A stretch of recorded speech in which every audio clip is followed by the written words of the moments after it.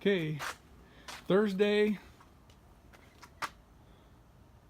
what is it, the 21st of February? So I decided to make it easy to remove the box and just use the acetylene torch. So the box is on the other side. I was a little bit more surgical, I guess you could call it. And I'll show you the difference underneath the bus. It's still hot as a firecracker in here, so I gotta be careful not to burn myself on stuff like that. Piece of hot metal. But what we did is we just cut around this 1-inch square tube, which is welded to the bus. And you see the cut across the top there? That's the top of the box itself, that piece of metal that you see cut off there. Yeah, it looks like hell. I really didn't want to burn a hole through that thing like that, but that was a boo-boo. It was really hard to do this upside down work because I couldn't get inside the darn box. So I had to like bend over twice in a row like a pretzel to look up and then be concerned about molten metal and sparks falling on me. But it actually wouldn't take too much more effort if I wanted to get in there and cut those welds off and remove this pipe, the square tube I mean, but it doesn't matter. So I'm gonna this is gonna be covered up anyway. There's absolutely no value to me to remove that other than my conscience, which I don't have much of a conscience right now on this thing. So what I'm gonna do is let this thing cool down, and I'm gonna goop it up very thoroughly. Well, I'll probably grind it down a little bit. And then I'm gonna goop it up very thoroughly with undercoat stuff like you see on that. And I'm also gonna get the undercoat stuff up here in the areas that didn't have it. And then, oh, and also I cut that piece of, it's the square piece of metal out that was here. It went down to there and to right about there somewhere. You can see the cut there, I think. And I just used jigsaw on that and it came right out. You know, I wanted to avoid using the torch as much as possible for reasons like what happened to me right there. A little bit of a faux pas and burned up a whole bunch of that metal, but that's okay. It's not doing that much. Okay, so now the outside of this thing is pretty much ready to do its thing here. So I could start to plan the new box installation, which is already on order. I was over here looking, and I'm gonna put some undercoating on this too. I lost faux it. Undercoating now that I could see it. There's a washer in there for something. So I was looking, and this does not look perpendicular to that. It's got a bit of a tilt to it, and I had planned on bolting this side of the aluminum box directly to this piece. So I'm probably going to end up having to put some spacers in it down here so that it won't distort the box. I think this is going to go together pretty easy on this whole shebang here. So let's see what I was going to do here. The 30-inch mark comes like 1/4 of an inch away from this. So that puts me right about, you know, over here someplace.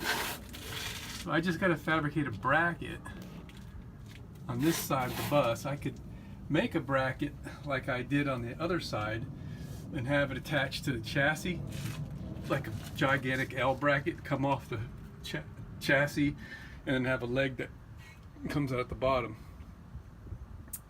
Or what I'm thinking is I'm going to use this metal here and this metal here to put some angle across to give me something to bolt to in the exact place that I need this way and come down off of that. So I think that's probably, I don't know, I gotta think about it for a while, because I mean the concern is that the body flexes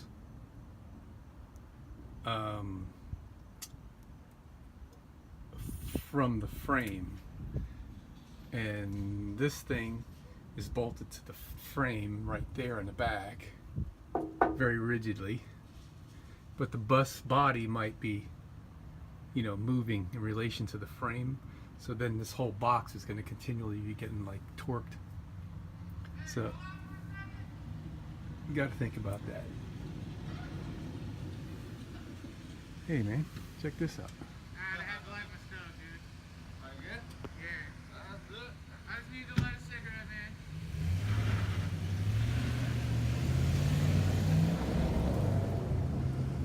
So how that accident that's about to happen could it have been prevented? All right, so yeah, we're making great progress here.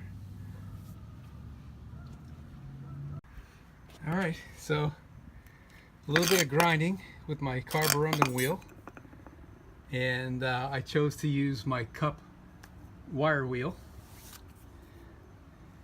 with my gloves and my face shield and my earplugs, which I won't show you because they're still in my ears. And so here's what it looks like now. Huh? Not bad.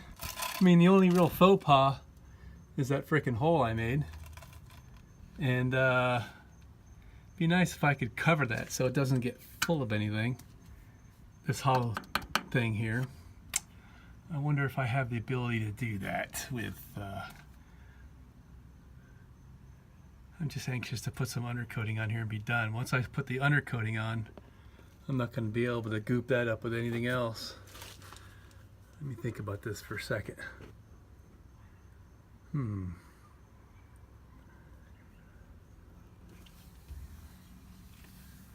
Alright. So I think what I'll do is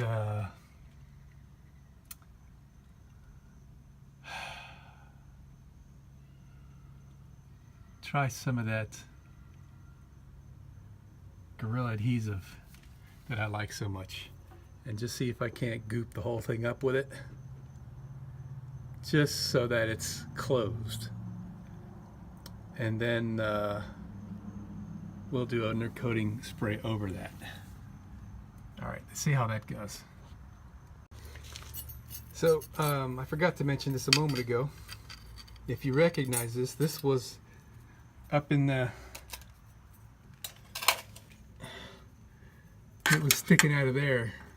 I didn't realize that it wasn't affixed, and I just yanked it out. So there wasn't a lot for me to do here to clean that up.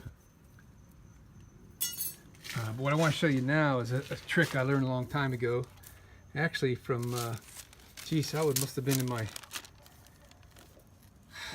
I must have been like 19 or 20 years old. That's just a few years ago. Working for Southern Air Transport, watching the guys repair these heater grids on the air intakes for the engines. And it was some neat stuff. So what the guy would do, it was like fiberglass work.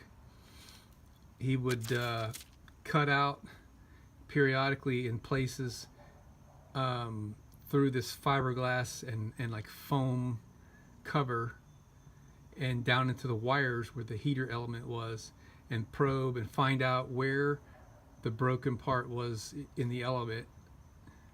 Then he would repair the wire, and then he'd fill the cracks with something like micro balloons or something. I don't remember what the media was, and I think it was a polyester resin that he'd goop over the whole surface, and then he would stretch regular cellophane over the top of it. and let it sit. And then the next day when he was done, the cellophane would just peel right off, and it would be just as perfect as like a brand new Corvette band, and you could never tell that thing was ever been worked on. But I've adapted that technique. This is a piece of regular old household wax paper, and I use this when I work with super glue a lot, because the glue will stick to the wax, but you can peel the paper right off mostly, and leaves the wax, and everything else is fine. So what I'm going to do is I'm going to use the Gorilla Adhesive to plug that big old hole I made, and just so it doesn't sag, I'm going to take a piece of this and press it up around it to support the glue, so the glue won't sag. And I might even put a bead of it across that, just because I'm here and I can, and use it like a sealer. All right, so there's what it looks like. I used the old finger. I gave it the finger. All right, doesn't have to be perfect. I'm not going to use mineral spirits and all that. So now, take a piece of this wax paper. I mean, that would actually work just fine how it is. We're going to push it in there, like that. What's nice about this too, it doesn't get on you. Right? Just kind of making it level. I can feel in there. Alright, I don't want to. Oops, sorry. Where'd you go? There it is. Kind of hard to do this. And there. So now,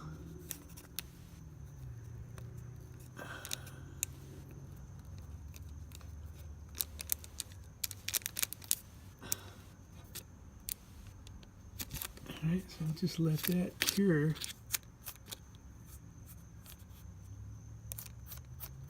Alright. It's a great way to smear caulking around without getting it all over you, right?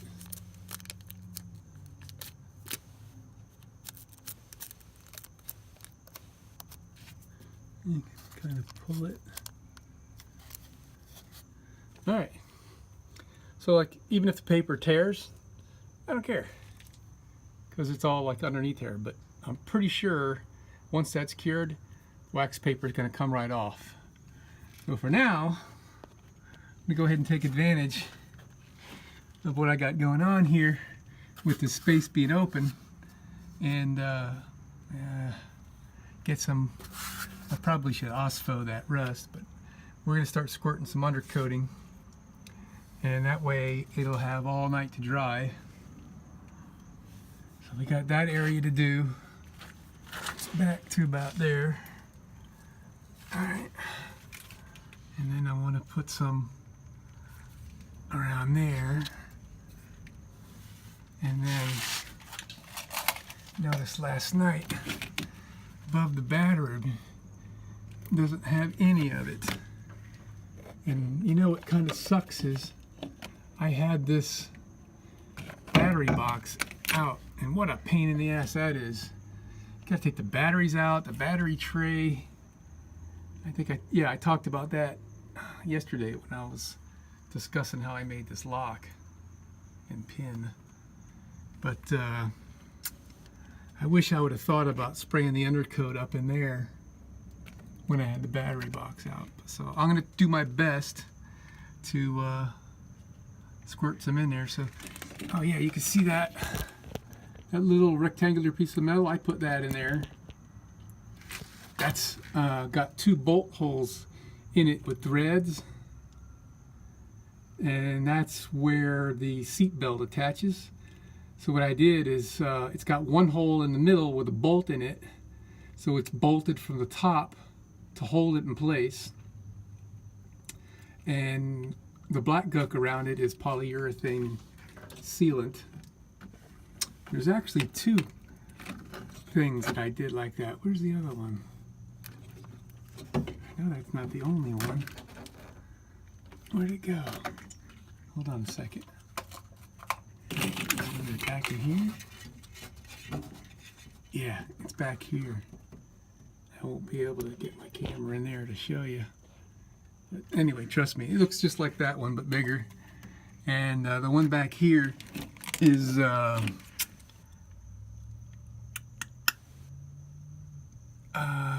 other side of the seatbelt is what that is. So yeah, I was talking about this the other day, yesterday.